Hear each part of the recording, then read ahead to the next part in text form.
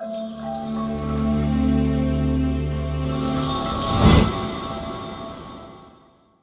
doctor Héctor Adoniram Cisneros Galván. Él es médico cirujano egresado de la Universidad Autónoma de Nuevo León, pediatra egresado del Hospital Universitario José Eleuterio González, cardiólogo pediatra egresado del Centro Médico Nacional Siglo XXI y pediatra en urgencias del Hospital Cristos Mugarza Sur aquí en Nuevo León. Es para nosotros un honor que esté acompañándonos con este tema, síncope en pediatría.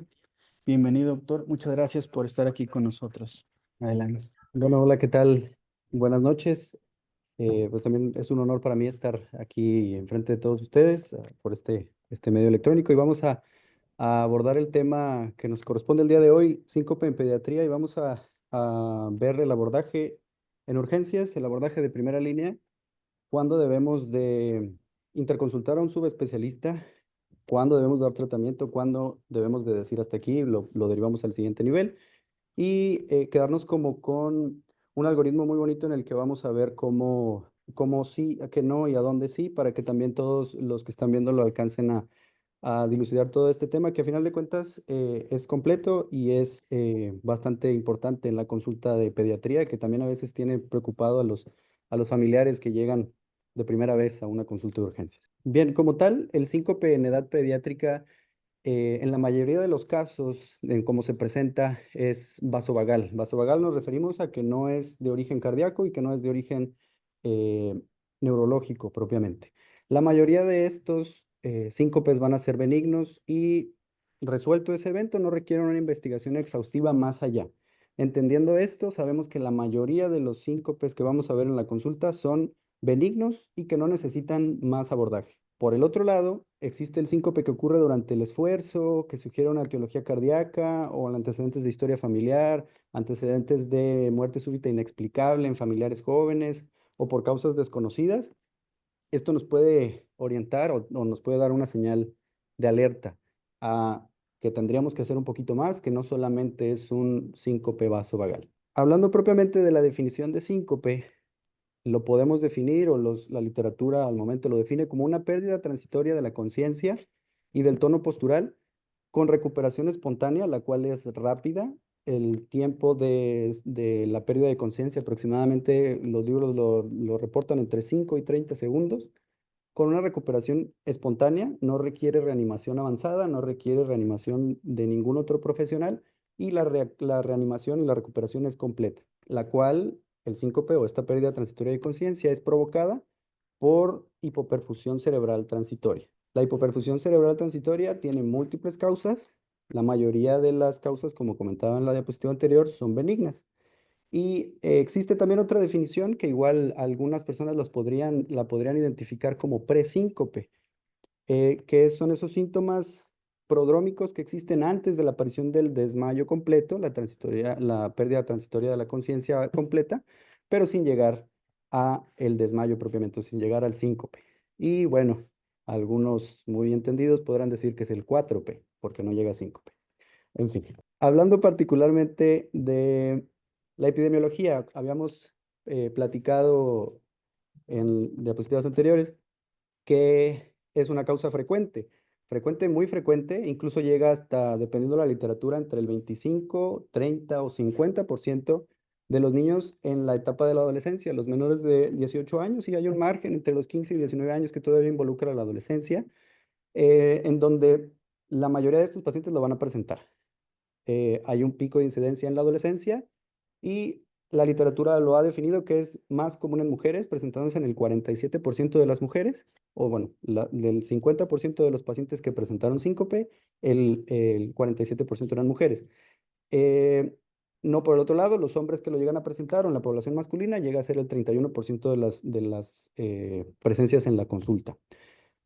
Como tal, aunque es una consulta no tan frecuente, nos reporta una incidencia entre el 1 al 3% de las consultas de urgencias en pediatría. eh, Llega a ser hasta el 15% de la consulta en cardiología pediátrica, por ende se vuelve algo importante que hay que saber dilucidar en el sentido de que si es algo que tiene que ver el cardiólogo, algo que tiene que ver el neurólogo, algo que lo puede manejar el pediatra o el médico de primer contacto. Como dijimos ya en varias ocasiones, El síncope vasovagal o neuralmente mediado o neurocardiogénico es la causa más frecuente. Y por definición y por importancia, el cardíaco o el síncope cardíaco llega a ocupar la segunda causa. Por ende, sí es muy importante saber reconocer los síntomas o las red flags que nos van a decir cuándo necesitamos hacer algo más o cuándo el paciente está en riesgo potencial de muerte. Bien, en esta tabla se resume la etiología del síncope. Como mencionamos, lo que queremos que se quede bien claro es que la mayoría del porcentaje va a ser síncope neurocardiogénico o síncope neuralmente mediado. Lo podemos dividir para su estudio entre el síncope vasovagal o el síncope situacional. Ambos son de la misma línea del vasovagal.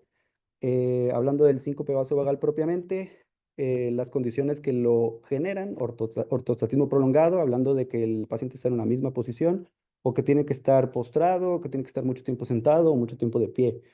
Espacios cerrados, asociado a dolor, asociado a cambios de temperatura, más en relación a temperatura o ambientes cerrados y calientes. O también los pacientes que sufren una alteración emocional y asociada, por ejemplo, a instrumentación médica o algunos momentos en la consulta que la tensión se vuelve un poquito más, genera esta afectación vasovagal y sufren un síncope. Existe también el síncope situacional, hablando también dentro de lo mismo, situaciones que aumenten la maniobra de Valsalva o el esfuerzo hacia nuestro organismo puede favorecer en estos pacientes que desarrollen un síncope. Síncope de las mismas maneras, que es benigno y no genera ninguna complicación, pero se ve en situaciones a veces un poco incómodas, como la micción, la defecación, al deglutir, pacientes que utilizan la ropa muy ajustada hacia el cuello, personas que se peinan de alguna manera y el mismo esfuerzo que tengan que hacer puede generar algún síncope. Estos pues pueden ser un poquito más sintomáticos, más llamativos, más aparatosos, pero a final de cuentas también vienen dentro del síncope neurocardiogénico. Por otra parte, están los de origen cardíaco. Y por origen cardíaco nos vamos a dividir en diferentes causas principalmente, hablando de arritmias, disfunción miocárdica y alteraciones estructurales que condicionan una obstrucción del tracto de salida, ya sea del ventrículo izquierdo o del ventrículo derecho. Las arritmias ahorita bueno, cada uno de estos ahorita nos vamos a desglosar un poquito. Aquí en la tabla vienen todas las arritmias, las disfunciones miocárdicas y las cardiopatías que condicionan una obstrucción de la salida ventricular. Hablando particularmente del grueso del síncope y lo más importante, el neurocardiogénico y el de origen cardíaco, que son las principales causas. Se desglosan también el síncope neurológico. Esos ya son, por otro lado, pacientes que pueden desarrollar epilepsia, antecedente de migraña o accidente cerebrovascular o cerebral transitorio. También existen las variantes conversivas o variantes psicógenas. En este sentido, crisis de hiperventilación, crisis de ansiedad, reacción de conversión pueden convertirse en un síncope que puede ser también una visita frecuente de la consulta. Entendiendo que existen situaciones que son no propiamente síncope, pacientes que tras una discusión con alguien se hiperventilan, se caen haciendo un drama por todos lados, pero no se lastiman y no caen de forma súbita. Muy seguramente no llegó a ser un síncope, sino un presíncope o algún pseudosíncope, hablando particularmente en este apartado del psicógeno. Y por otro lado, completamente diferente, el ambiente metabólico, hablando de hipoxemia, hipoglucemia, interacciones medicamentosas, abuso de alcohol o algunas otras sustancias que condicionan a que el paciente pierda el conocimiento de alguna u otra manera. Bien, resumiendo un poquito otra vez, hablando de la clasificación etiológica, hacemos el promedio en que el neuralmente mediado o por neuroreflejo abarca hasta casi el 80% de las causas del síncope, vasovagal o situacional, como dijimos. El indeterminado habla de todas las causas que no se pudieron dilucionar al momento de la consulta, pero que la mayoría son benignas. Y el cardíaco vendría a ser el segundo en importancia porque este es el que deberíamos de ponerle más atención en el sentido de que son situaciones potencialmente mortales. Arritmias, cardiopatías estructurales o alteraciones funcionales propiamente del corazón, que debemos de saber cómo actuar y cuándo mandarlo al subespecialista. Bien, hablando particularmente de la fisiopatología, este esquema trata de resumir un poquito toda la fisiopatología del síncope, hablando particularmente de dos funciones principales, del gasto cardíaco y de las resistencias vasculares. Esto nos condiciona la presión arterial y la presión arterial pues nos va a condicionar adecuado flujo hacia todos los tejidos y en este caso particular, flujo cerebral adecuado, ¿no? La adecuada perfusión cerebral. Entonces, cualquier cosa que afecte cualquiera pues este sistema propiamente de esta simbiosis que afecta la frecuencia cardíaca, que afecta el gasto cardíaco o que afecta la presión arterial, va a condicionar que el paciente pueda tener una hipoperfusión hacia los tejidos, una hipoperfusión cerebral y puede generar síncope. Y aquí lo clasificamos en estas diferentes opciones, así como hacia arriba, hacia un lado y hacia abajo.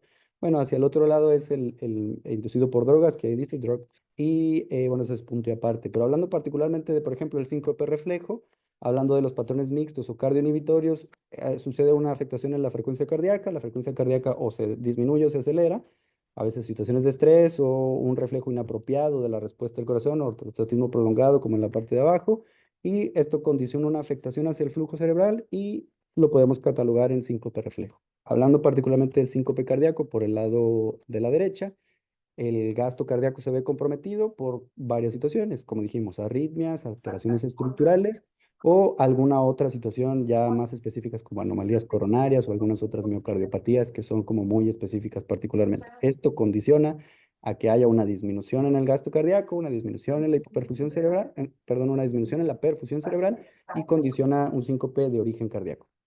Hablando particularmente hacia la parte de abajo, de la hipotensión ortostática, inadecuado retorno venoso, esto pues ya nos habla de las resistencias vasculares periféricas o depresión de volumen, pues nos orienta que muy seguramente el síncope fue secundario a esa hipoperfusión, consecuencia de ese inadecuado retorno de la sangre y por ende pues hipoperfusión cerebral. Bien, hablando característicamente de las presentaciones que tiene cada uno de los dos síncopes más importantes, hablando particularmente del vasovagal y el cardíaco, que son a lo que nos vamos a dedicar este tiempo. El vasovagal, por definición y siempre obligatoriamente, si se nos tiene que quedar algo hoy, es esto muy importante, el vasovagal siempre va a tener un pródromo, algo que nos avise que el paciente se va a desmayar. El paciente va a decir que se sintió mareado, que vio borroso, que tuvo visión en túnel, que vio de repente oscuro y de repente ya no se acuerda y lo recuerda que lo despertaron. A diferencia del cardíaco, este normalmente es súbito, que no tiene un prodromo característico propiamente. Hablando del vaso vagal, no requiere ninguna intervención para su reanimación y su recuperación es espontánea y completa. Es de corta duración. Ahorita lo vamos a ver también en una tabla característica. Siempre es en promedio de segundos, pero hablando también de un caso de un síncope sin más complicaciones o benigno, es menos de 5 minutos. Por ende, corta duración, hablamos de segundos a minutos, pero menos de 5 minutos siempre. Y la mayor parte del tiempo no tiene ningún riesgo de desarrollar complicaciones y no tiene ningún riesgo previo ni a futuro de desarrollar muerte súbita o alguna otra situación. Se recupera y el paciente vuelve a su actividad normal y sano como siempre. Por otro lado, el paciente con síncope cardíaco, estos tienden a preceder a muerte súbita, son como un aviso de que algo puede suceder. Entonces es muy importante saber dilucidar cuándo es un síncope cardíaco porque hay algunas enfermedades que condicionan el síncope posterior, previo, perdón, a una muerte súbita. Y los pacientes con una causa cardíaca o síncope cardíaco tienen incluso una incidencia del 25% de muerte súbita cardíaca, tanto con los antecedentes como sin antecedentes. Aquí también ya va a ser muy importante la historia clínica, que ahorita vamos a desglosar un poquito más lo que tenemos que preguntar, porque si hay antecedente en la familia de un paciente, de un familiar menor de 30 años que falleció de manera inesperada, pues eso ya se considera un factor de riesgo y si el paciente tiene síncope ya con ese antecedente, se vuelve algo muy importante. Bien, enfocándonos hacia la parte cardíaca, hacia la parte del síncope cardíaco, tenemos que las causas del síncope cardíaco las podemos resumir en estas dos grandes ramas, ¿no? Anomalías estructurales, que estas se dividen en alteraciones en el miocardio, enfermedades miocárdicas, cardiopatías congénitas que condicionan la obstrucción del tracto de salida tanto del ventrículo derecho como del ventrículo izquierdo, o cardiopatías estructurales que condicionan la generación de arritmias y anomalías vasculares. Ahorita vamos a ver también los nacimientos anómalos de las coronarias, anomalías o artopatías que tienen también condicionar a pacientes con síncope de origen cardíaco. Y por el otro lado, las arritmias particularmente también los vamos a desglosar un poquito, ahorita un poquito más.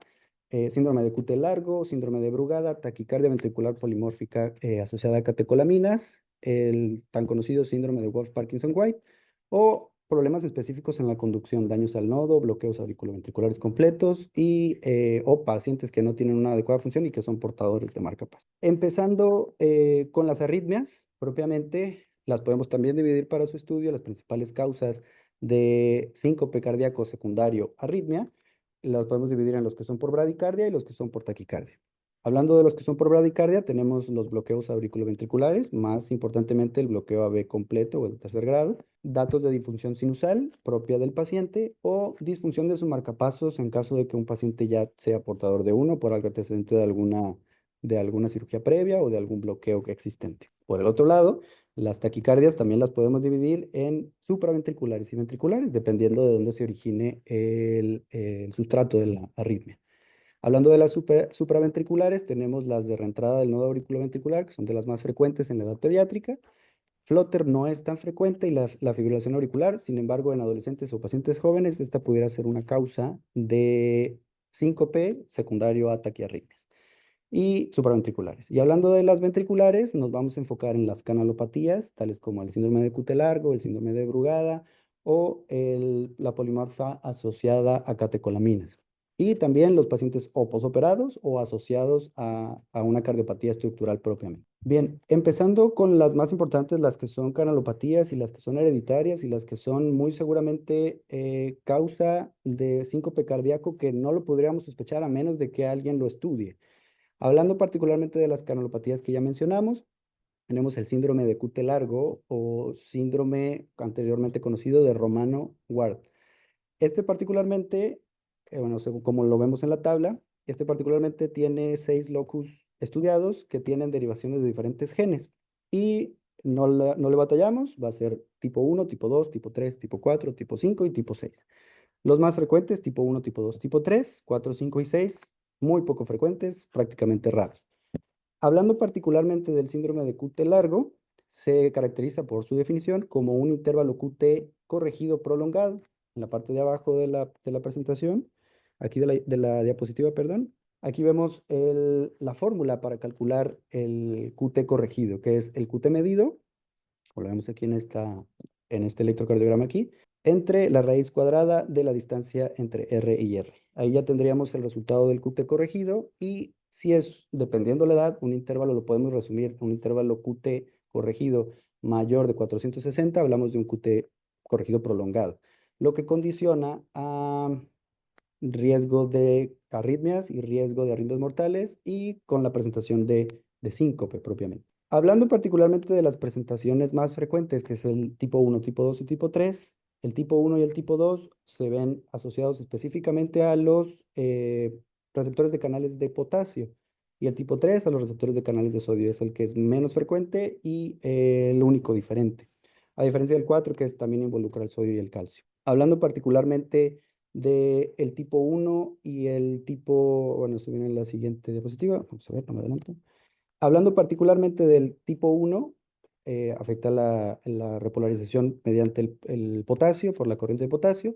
Este es el más frecuente, entre el 30 y el 35% de la frecuencia, y este tiene una onda QT o un segmento QT corregido prolongado a expensas desde la base de la onda T. Como vemos aquí, vemos toda la onda T desde el segmento ST que involucra todo esto. Y al medir el segmento ST, perdón, el QT, va a estar muy prolongado. Este particularmente se asocia o se desencadena más frecuentemente asociado al ejercicio. Entonces, ese también es una red flag o un punto importante en la consulta. Si el paciente llega diciendo, o si la familia llega diciendo es que estaba haciendo ejercicio, hizo un esfuerzo, hizo un sprint, estaba nadando y perdió el conocimiento y se desmayó. Bueno, esto particularmente durante el esfuerzo siempre nos habla de que es un origen cardíaco hasta no demostrar lo contrario. Si sucedió durante el ejercicio, no podemos decir que es algo benigno. Y bueno, particularmente el síndrome de QT prolongado tipo 1 tiene una penetrancia autosómica dominante del 62%, eso ya es muy específico. Hablando particularmente del tipo 2, también involucra los iones de potasio, este es menos frecuente, entre el 25 y el 30%, y este involucra a situaciones muy específicas también. Así como hablamos del síncope neuralmente mediado asociado a situaciones, por ejemplo, micción, defecación y estas situaciones, a diferencia de ese, se desencadena por emociones, situaciones estresantes, situaciones preocupantes, incluso a ruido fuerte e intenso. Un ruido que provoca una ansiedad o una preocupación en el paciente puede desencadenar un, eh, una arritmia potencialmente mortal y un evento cardíaco que puede desencadenarse en muerte súbita. Y característicamente se ve que la onda T es peculiarmente esta característica como mellada, como una M. Y pues también tiene un poquito más de penetrancia autosómica dominante, el 75%. Y el tipo 3 es por los canales de sodio, es el menos frecuente, entre el 5 y el 10%. Y este involucra en el electrocardiograma una prolongación del segmento QT desde el segmento ST. O sea, desde aquí se prolonga y eso al final de cuentas nos hace un QT prolongado desde el segmento ST. Y particularmente se asocia o se ha visto que se desencadena durante el sueño y el descanso. Entonces, un paciente que tuvo una muerte súbita abortada o un paciente que no reacciona en la noche, que estaba dormido, evidentemente pues nos puede orientar a que es un cuadro que corresponde a un síndrome de QT largo del tipo 3, porque ese se asocia más a esto. Está claro que también tiene diferentes presentaciones, pero es más asociado o se ha visto más frecuente en esta situación. Regreso a la diapositiva anterior porque no había mencionado esta situación. Con el advenimiento de la tecnología y el uso de la electrofisiología y la ciencia que ha avanzado, existen estos dispositivos pequeños que van implantados, el conocido como DAI, desfibrilador automático implantable. Pues es un dispositivo que funciona como marcapasos, que funciona como un visor que siempre está ahí viendo que todo esté bien. Y si él detecta que va a suceder una arritmia potencialmente mortal, manda una descarga que permite que el paciente no sufra muerte súbita y que alcance a llegar a un centro de atención primaria. Y bueno, también el tratamiento de estos pacientes es multidisciplinario, siempre tiene que ver un subespecialista, un especialista en arritmias, un electrofisiólogo y hacer muchos otros estudios. También, muy seguramente ya ha de haber pacientes circulando por la vida en que tal vez nos va a tocar un paciente que tenga síndrome de QT largo en la consulta, pero no va a consultar con nosotros por nada de esto, va a consultar por otra cosa, por gripa, porque se cayó, porque cualquier situación. Sin embargo, hay que tener muy en conciencia y interrogar al paciente si él no tiene un antecedente de este tipo, porque los pacientes que tienen síndrome de QT largo pueden desarrollar arritmias potencialmente mortales con riesgo de muerte súbita con la ingesta de algunos medicamentos. Puede ser desde medicamentos antipsicóticos, antidepresivos, macrólidos, antihistamínicos, antifúngicos. Hay una larga lista de medicamentos que el paciente con síndrome de QT largo no debe de tomar. Esto también debe ser educación para el paciente. Existe una página que es www.qtdrugs.org en donde viene toda la lista de los medicamentos que un paciente con síndrome de QT largo no puede utilizar tanto para el conocimiento de él, para la disciplina de él y para el entrenamiento de ese paciente, como para el médico que tiene contacto con personas que pudieran tener un antecedente como tal. Bien, eso fue hablando de las canalopatías propiamente del síndrome de QT largo. Ahora, también existe otra canalopatía, que es la TB polimórfica catecolaminérgica. Esta, como su nombre lo dice, es polimórfica porque tiene múltiples formas, es bidireccional, es una taquicardia ventricular que se asocia a situaciones de estrés emocional o de actividad física extenuante que condiciona el hecho de que va a generar catecolaminas en nuestro organismo. El electrocardiograma en reposo puede ser normal y por definición no debe de tener ninguna anomalía estructural y es una enfermedad que se hereda de forma autosómica dominante como el anterior, con una variante del gen RYR2, que es el receptor cardíaco de la rianodina, que se encarga de la respuesta catecolaminérgica al corazón. Particularmente las mutaciones condicionan alteraciones en el canales de calcio y esto favorece a que haya alteración en la repolarización o la postdespolarización de la célula miocárdica, lo que condiciona que tenga ectopia ventricular, por condición que haga actividad eléctrica desordenada, una TB polimórfica, como lo vemos en la siguiente diapositiva. Aquí vemos un esquema en donde dice panel A es una prueba de esfuerzo en donde el paciente está en reposo. Vemos un electrocardiograma normal sin ninguna alteración. Muy seguramente un paciente joven porque tiene las ondas T invertidas en las derivaciones precordiales. Fuera de ahí todo en orden. Sin embargo, empieza en el panel B, se muestra cuando inicia la prueba de esfuerzo. El paciente tiene que hacer un poquito más de esfuerzo, se producen catecolaminas. Las catecolaminas provocan el estímulo y hace que tenga una ectopia ventricular, que la ectopia ventricular, a final de cuentas, puede condicionar a que realice una taquicardia ventricular polimórfica, potencialmente mortal. Entonces, también es muy importante dilucidar esta situación, volviendo a lo mismo, si el paciente llega diciendo que tuvo un síncope o algún dolor o alguna alteración durante el ejercicio o durante un proceso de estrés, hay que sospechar que eso está mal. No quiero que lleguen a decir, es una taquicardia ventricular polimórfica catecolaminérgica. Ese no es el fin de esto, sino es que entendamos que si sucede durante el esfuerzo, hay que hacer algo más, no se puede ir a eso. Bien, hablando también de otra canalopatía que puede condicionar arritmias potencialmente mortales y por ende síncope y arritmias potencialmente mortales, es el síndrome de Brugada, que característicamente bueno, se caracteriza por un bloqueo de rama derecha, por elevación persistente del segmento ST y en los casos más complicados, muerte súbita asociada, ¿no? Ya propiamente se está estudiado como alteraciones en el gen SCN5A y este representa hasta el 20 al 25% de los pacientes con síndrome de Brugada, en el cual condiciona una alteración propiamente en la repolarización de las células miocárdicas, favorece esta gradiente transmural de voltaje, lo que condiciona que el paciente no tenga una adecuada repolarización y provoca que haya una elevación del segmento ST. Y tenemos también para su estudio tres categorías, ¿no? Eso también ya es básicamente solo hablando del síndrome de Brugada, la tipo 1, tipo 2 y tipo 3, tampoco le pensamos mucho.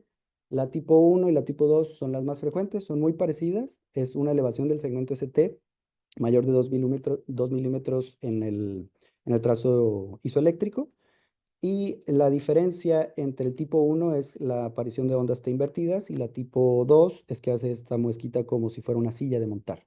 Entonces, cualquiera de los parámetros que ustedes encuentren en un electrocardiograma, cualquiera de esos dos, nos sugiere que tiene un síndrome de Brugada y en un paciente con síncope y antecedente en la familia de muerte súbita o de dolor precordial o cualquier situación, ante este electrocardiograma el paciente no se puede ir, no es un síncope benigno.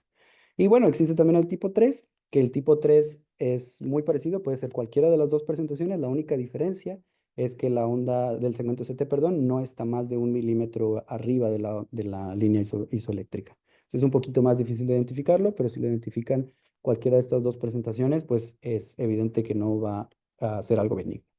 Bien, por otro lado existe otra canalopatía, ya vimos el síndrome de QT largo, ahora vamos a ver el síndrome de QT corto. De la misma manera, aplicamos la misma fórmula del QT corregido por Bassett, y el síndrome corto se define como la presencia de un QT menos de 380. Esta es, gracias a Dios, es bastante rara, es autosómica dominante de alta penetrancia. Sucede, como su nombre lo dice, un acortamiento normal del QT corregido con ondas T particularmente prominentes y picudas. Fuera de allí, el paciente no tiene ninguna enfermedad cardíaca estructural y los genes responsables codifican canales de potasio de la misma manera como en el QT largo.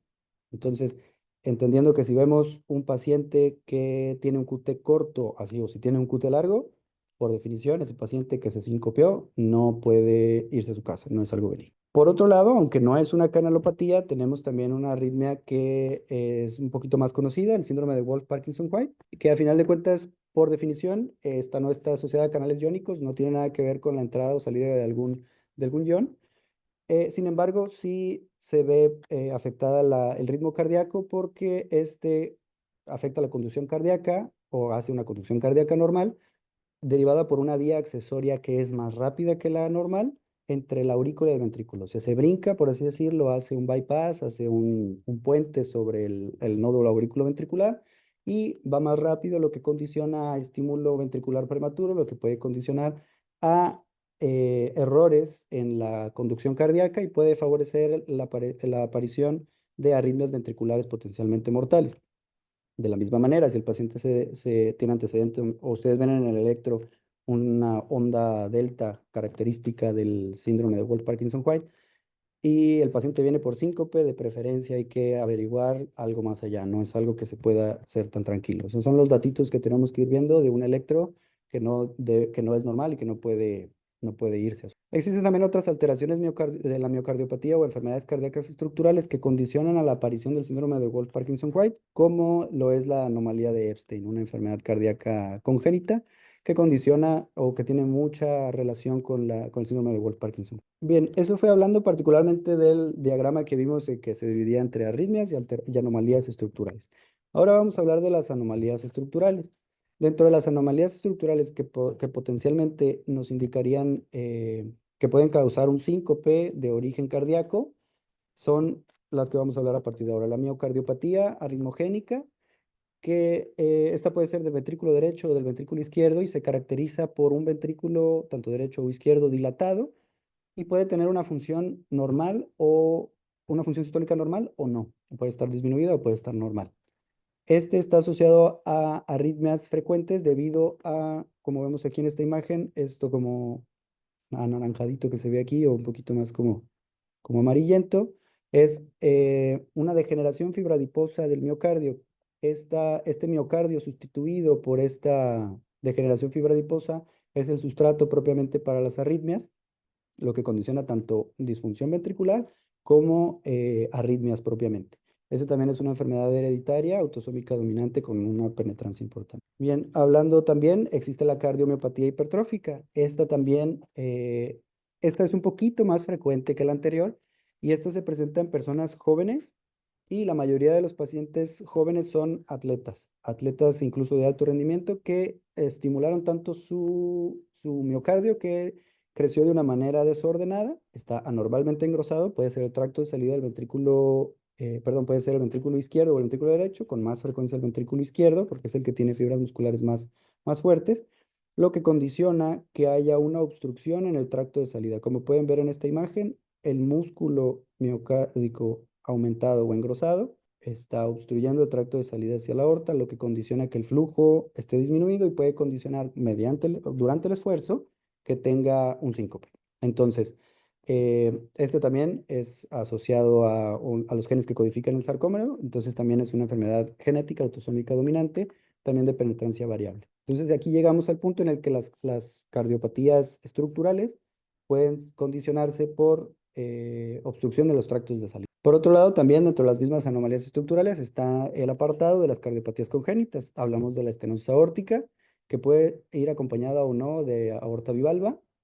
Como vemos en esta imagen, hay estenosis valvular de la aorta, lo que condiciona de la misma manera que haya un flujo disminuido hacia la aorta y por ende disminución hacia el flujo hacia el resto de los órganos. También hipertensión pulmonar, por lo que hablábamos, las resistencias vasculares están aumentadas, lo que condiciona que el corazón esté un poquito más, bueno, el ventrículo derecho esté trabajando un poco más, lo que condiciona también obstrucción del tracto de salida, pero en este caso el ventrículo derecho, y condiciona también a datos de síncope cardíaco, que no es benigno. Por otro lado, también la tetralogía de Fallot, hablamos de la estenosis infundibular del tracto de salida del ventrículo derecho, de la arteria pulmonar, lo que condiciona también obstrucción propiamente y por ende puede generar incluso arritmias o puede incluso generar síncope secundario a obstrucción del tracto de salida. Y también por la aparición y por frecuencia los tumores intracardíacos al final de cuentas, al ser una masa que está obstruyendo la salida de la sangre, pues puede condicionar hipoperfusión y por ende la presencia de síncope cardíaco. Dentro de las mismas anormalidades, ya hablamos de anormalidades del corazón, cardiopatías congénitas, pero ahora vamos a hablar un poquito hacia afuera. Hablamos de aortopatías, tales como la disección aórtica, la coartación aorta, que si el paciente ya pasó la etapa de la niñez, muy seguramente no va a haber síntomas hasta que sea adolescente. Esto es frecuente que si no detectamos la coartación al momento del nacimiento, una coartación pequeña, conforme va creciendo el paciente puede tener datos de hipoperfusión y también pues condicionar síncope. Entonces también asociado a esto nos habla que también hay alteraciones hacia la aorta o alteraciones que condicionan el síncope propiamente. Por otro lado, completamente aparte, las anomalías coronarias, estas también entran dentro de las cardiopatías congénitas. El origen anómalo de las coronarias, a final de cuentas, las coronarias se originan embriológicamente de los senos de Valsalva, cada quien correspondiente a su lado, del lado derecho y del lado izquierdo. Sin embargo, hay a veces alteraciones embriológicas en donde el seno de Valsalva o está mal localizado, o está fusionado, o la derecha sale de la izquierda y la izquierda del derecho, o incluso pacientes que tienen el nacimiento de las coronarias que salen de la arteria pulmonar. Entonces, todas estas variantes condicionan hipoflujo hacia el miocardio propiamente, lo que condiciona también hipoflujo cerebral y puede generar síncope. También el hecho de las anomalías de las coronarias puede ser también porque atraviesan, como tienen un origen anómalo, atraviesan por zonas donde no deberían de pasar y existen algo que se conoce como puentes miocárdicos y las coronarias atraviesan esos puentes miocárdicos, cuando el paciente hace actividad física extenuante o empieza a hacer un ejercicio, al estar apretado por el puente miocárdico, la coronaria sufre, hay isquemia y hay hipoperfusión. Entonces, estas alteraciones, recordando que también si el paciente está teniendo síncope asociado al ejercicio, eso nunca es normal. Bien, eso fue hablando particularmente de las características que nos condicionan un síncope cardíaco. Ahora, ¿qué tendremos que hacer para la evaluación inicial en urgencias de un paciente con síncope? No hablamos nada más, el paciente llegó porque se desmayó. Entonces es muy importante la historia clínica. Como en todas las enfermedades y como todos los clínicos que somos, necesitamos una adecuada evaluación inicial. Y lo que tenemos que preguntar es si hubo desencadenantes, qué estaba haciendo el paciente, qué pasó antes de que se desencadenara esta situación y si hay algún antecedente en la familia. Si hubo pérdida del conocimiento, si fue de inicio rápido, si fue de corta duración, si tuvo una recuperación espontánea y si tuvo alteración del tono postural, o sea que se cayó. Eso hablando de la historia clínica, lo que tenemos que preguntar. Porque si recordamos lo que dijimos, si el paciente sucedió durante la actividad física, eso es síncope cardíaco hasta no demostrar lo contrario. Por otro lado, el paciente pudo haber estado diciendo, es que yo estaba haciendo actividad física, terminé la actividad física y me senté, y luego sucedió el síncope. Eso ya no tiene que ver con la actividad física, eso ya es más con algo neuralmente mediado, pero de todas maneras eso se tendría que dilucidar, perdón, en la entrevista al paciente. Evidentemente, el examen físico nunca está de más. Los signos vitales tienen que estar normales, que no esté taquicárdico, que no esté bradicárdico, que la presión arterial esté adecuada. La auscultación cardíaca siempre es primordial. Que escuchen o no la presencia de algún soplo. Eso también es muy importante, o que no haya reducción de los ruidos cardíacos, porque eso también nos hablaría de daños hacia el pericardio, que también podrían condicionar hipoflujo hacia el cerebro. Y bueno, entendiendo también el examen neurológico, que el paciente esté alerta, que esté orientado, que no haya tenido ninguna secuela neurológica, que no tenga nada anterior o que no tenga antecedentes de algo en particular. Eso también durante el examen físico. Particularmente, aunque no debería de haber como un dogma en la medicina, sí estaría bien que hiciéramos electrocardiograma a todos los pacientes que llegan con nosotros por síncope. Solamente los pacientes que tenemos duda extra, pues sí necesitarían estudios extra como un ecocardiograma, un estudio Holter o una prueba de mesa valculante o TIL test, o ya más avanzado un estudio electrofisiológico. El electrocardiograma es fundamental porque aquí podemos dilucidar cosas que se nos podrían escapar si en la historia clínica no hubo una buena comunicación con el paciente, o hay datos que no se comentaron, y podríamos encontrar situaciones que son muy importantes encontrar y que no habíamos visto. Hablando particularmente de los estudios diagnósticos, el electrocardiograma pues lo queremos para detectar arritmias, canalopatías, signos de alguna enfermedad cardíaca, los signos clásicos del síndrome de Brugada o alguna alteración, por ejemplo, la onda delta, el igual Parkinson-White. Todo esto pues nos habla de lo que tendríamos que buscar en un electro. Ya si el electro está normal, evidentemente tal vez no vamos a hacer estas pruebas nosotros, pero lo derivamos al cardiólogo pediatra o al neurólogo propiamente. Eh, Sería realizar un Holter, que es el estudio del corazón durante 24 horas con un monitor adherido al paciente, el TIL test, que es la prueba de masa basculante, que es diagnóstico, bueno, el gol estándar para detectar disautonomía o síndrome síncope, perdón, vasovagal neuralmente mediado. Aunque incluso si el TIL test sale negativo, no nos descarta la posibilidad de que el paciente tenga disautonomía o un síndrome vasovagal, pero si sale positivo, pues es prácticamente diagnóstico. Y el ecocardiograma para descartar alguna anomalía estructural, alguna presencia de una masa o alguna alteración en las coronarias, ¿no? Como habíamos dicho. El estudio electrofisiológico es un punto muy aparte, en donde ya el cardiólogo pediatra tendría que derivarlo hacia una situación en particular, hablando de los pacientes con síndrome de QT largo, los pacientes con muerte súbita abortada, los que son candidatos a una ablación por radiofrecuencia de alguna vía accesoria, o los que son candidatos a la aplicación de un marcapasos o un dispositivo automático, un desfibrilador automático implantable. Y queriendo también dejar como algo muy importante, el diagnóstico la mayoría de las veces es clínico.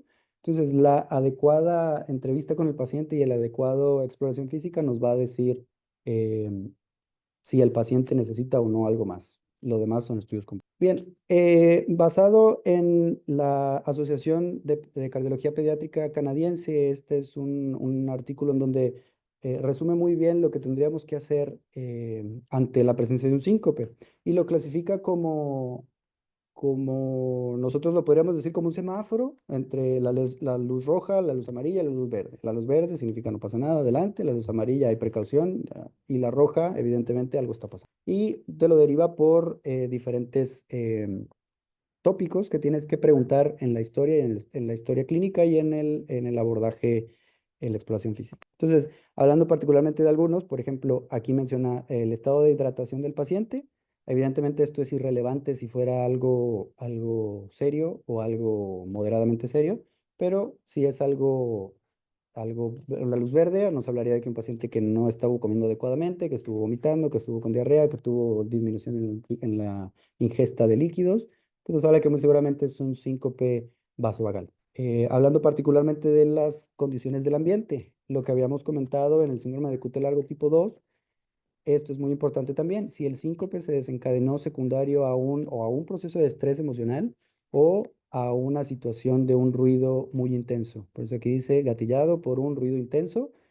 Y aparte, pues en el electrocardiograma vimos la prolongación del segmento QT. Y bueno, en el electrocardiograma, ¿no?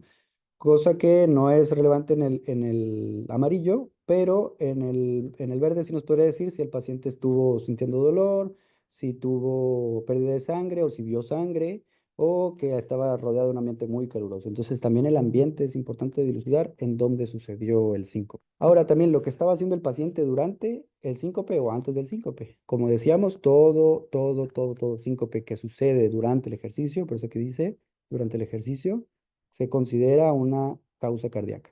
Por otro lado, si el paciente ya había terminado el ejercicio y se puso a descansar, sucedió una vasodilatación importante, la sangre se estancó abajo, tardó en llegar la sangre hacia el cerebro y se desmayó, cosa que no es preocupante. Y bueno, por otro lado, también la posición del paciente, si estuvo mucho tiempo parado, en posición de pie. Esto también hasta puede ser como chistoso, ¿no? En algunas situaciones donde dicen, es que el niño estuvo en la asamblea, no lo dejaron ir al baño y de repente se cayó. Bueno, es básicamente un síncope vasovagal en donde hubo éstasis venosa y no regresó adecuadamente. El paciente pues sufrió un desmayo para regularizar esa, esa situación.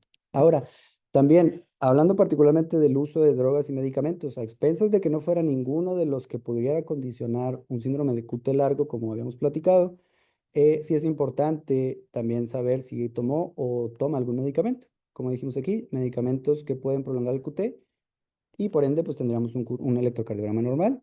Y para los pacientes que es un síncope vasovagal, pues no tiene relevancia el hecho de que haya tomado algún medicamento.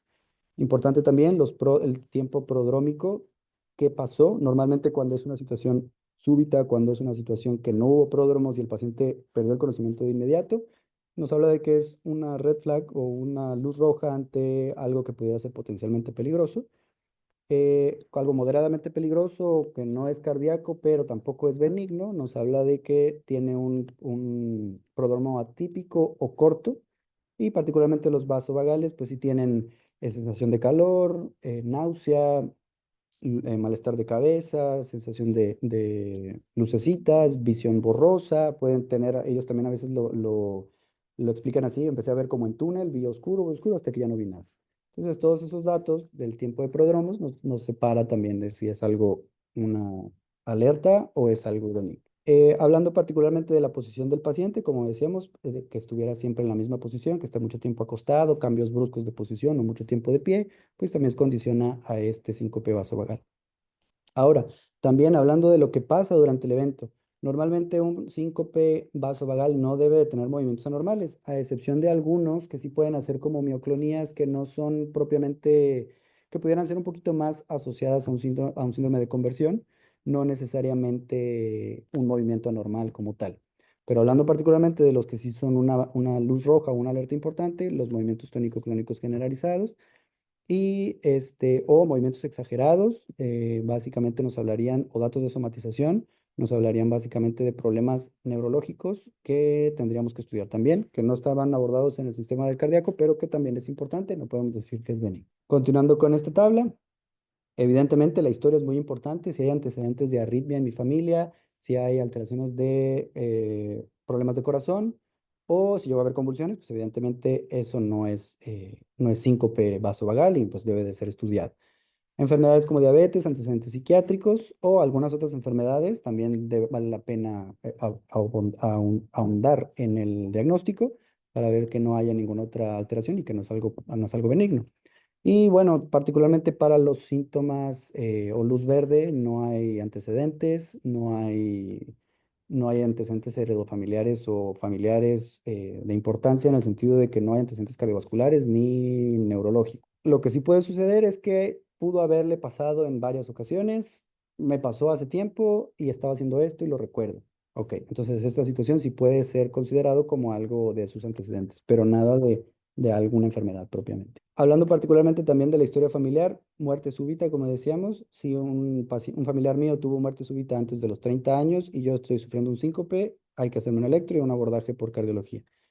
En el sentido también, si hay antecedentes de convulsiones o epilepsia en mi familia o antecedentes de cardiopatías congénitas en mi familia, también indican la necesidad de algún estudio un poquito más profundo. Y bueno, hablando particularmente también, puede haber, como también es ciertamente bastante frecuente, puede decir la mamá delgadita de la niña, puede decir, también me pasó cuando estaba en la primaria, es completamente esperado.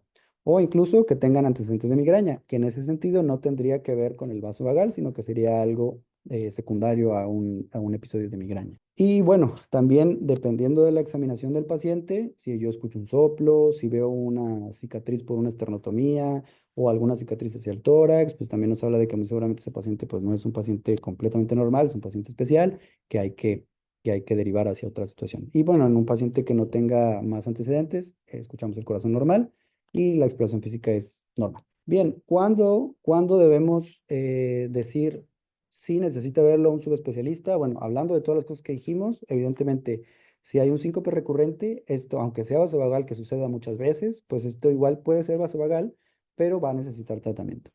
Si hay sospecha de síncope cardíaco, cualquiera de las red flags que vimos en las diapositivas anteriores, o incluso ante la duda, mejor que los vea el subespecialista. Y si vemos alteración en los estudios, oye, veo un electrocardiograma que no me convence, pues vamos a mandarlo al cardiólogo pediatra. Y también en el mismo artículo de la Asociación Canadiense de Pediatría, de Cardiología Pediátrica, nos da esta muy bonita tabla en donde también nos pone el semáforo de cuándo sí es un electrocardiograma peligroso, cuándo es algo que sí lo tienen que checar, pero no con urgencia, y cuándo no pasa nada.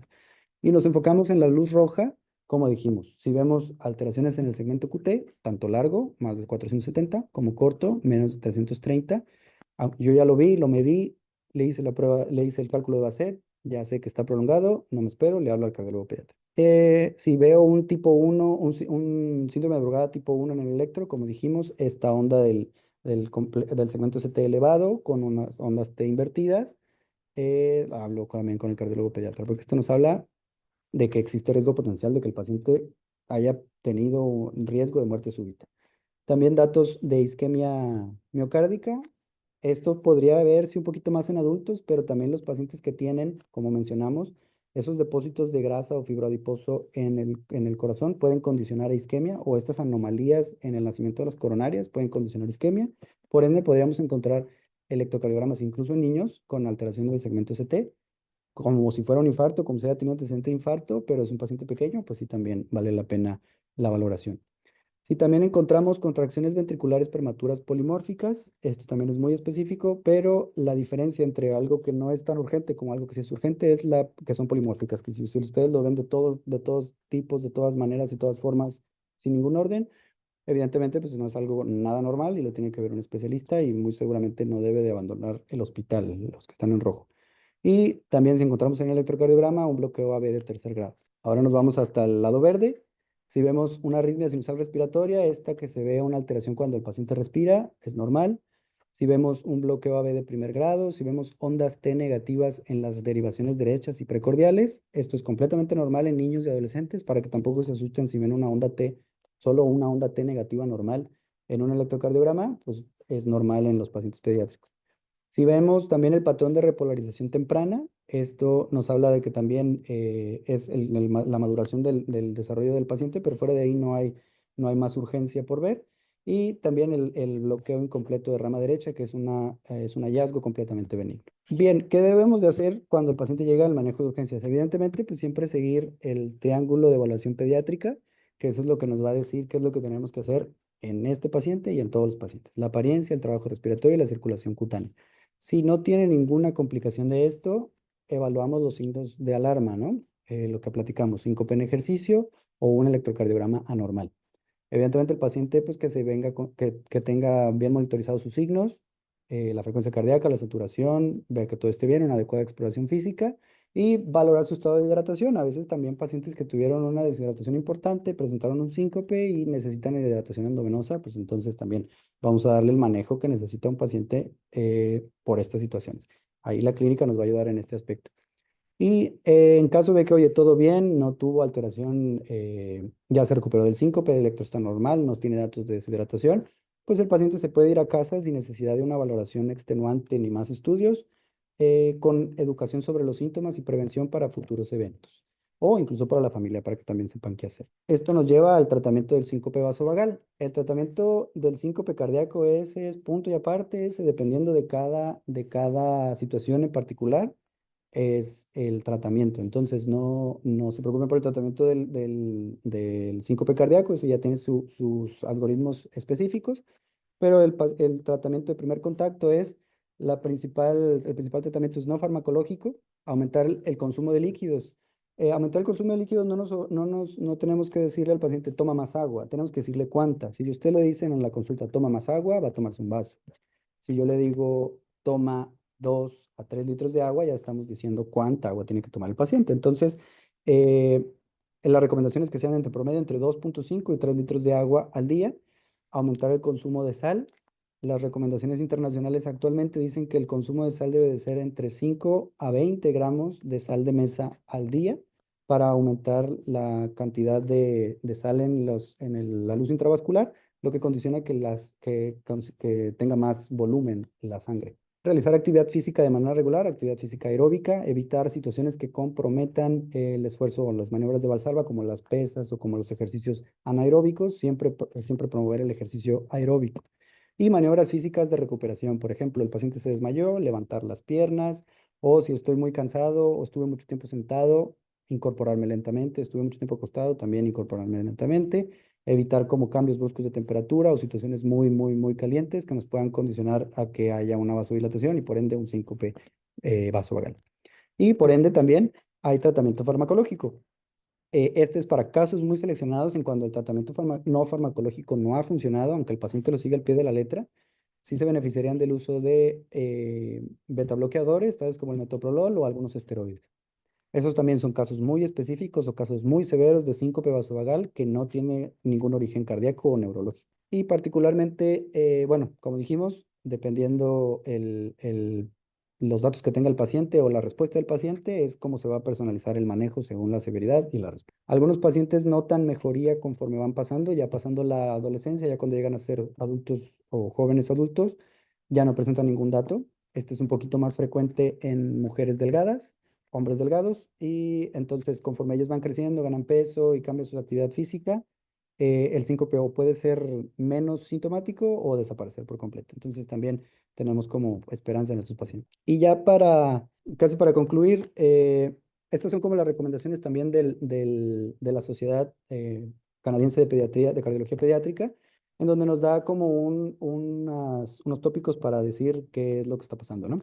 Entonces, un paciente que tiene antecedentes típicos de síndrome vasovagal, síncope vasovagal, perdón, sin antecedentes de arritmia y con un examen físico normal y un electrocardiograma normal, no le hacemos nada, siga las recomendaciones higiénico-dietéticas que platicamos y que viva su vida feliz. Si tiene antecedentes típicos, sin antecedentes familiares de epilepsia y un examen físico normal, tampoco necesitamos estudio de electroencefalograma ni estudio de neuroimagen. Es básicamente un síncope vasovagal. Niños con síncope vasovagal típico, con una estrategia conservadora, con educación, evitando factores desencadenantes, aumento de la ingesta de sal y los líquidos y las maniobras preventivas, ese va a ser el tratamiento y si lo siguen, pueden tener excelente respuesta y no necesitar tratamiento farmacológico. Por ende, niños con síncope y antecedentes atípicos de síncope vasovagal, con antecedentes familiares de arritmia, antecedentes de epilepsia, anomalías en el examen físico o alguna alteración en el electrocardiograma, evidentemente, pues vamos a necesitar derivación al subespecialista. Y ahí es donde vamos a ver si el electro está normal, pero tiene antecedentes neurológicos, pues el neurólogo pediatra lo tiene que ver por ende, si no, el cardiólogo pediatra. Muy bien, y llegando pues, a las conclusiones propiamente, tenemos entendido que pues es común en pediatría para que también no pensemos que es algo fuera de lo normal, es algo común, es algo frecuente y usualmente es benigno, el síncope vasovagal. Lo más importante que tenemos que hacer es seguir una adecuada historia clínica y un adecuado examen físico, que ya que son lo más importante para la valoración de los pacientes de este tipo. El electrocardiograma así de cajón, yo se los recomendaría para que no se nos vaya a escapar ninguna situación importante. Y la educación del manejo preventivo de los pacientes es fundamental. Lo que hablamos son medidas bastante tranquilas y si les resumiéramos, porque solo mencionamos algunas, recordando, aumento el consumo de agua de 2 a 3 litros al día, aumentar el consumo de sal entre 5 y 20 gramos al día, evitar estimulantes tales como la cafeína o los concentrados altos en cacao, realizar actividad física regular, evitar desvelarse. El desvelarse regula también el sistema nervioso autónomo y puede provocar desmayos. Y las medidas también de higiene en el sentido de los cambios posturales, evitar cambios bruscos de posición o evitar como estas situaciones que nos condicionan a que podamos tener un desmayo. Cualquiera de las red flags que vimos, tanto en el electrocardiograma como en la exploración física como en la historia clínica, hay que derivarlo al subespecialista. Y ya nada más como manera de recordatorio, el paciente que tiene disautonomía y está acostumbrado a los cinco, pues ya está planea sus caídas. Y bueno, sin más que agregar, muchas gracias a todos ustedes por su atención. No sé si haya alguna pregunta de lugar,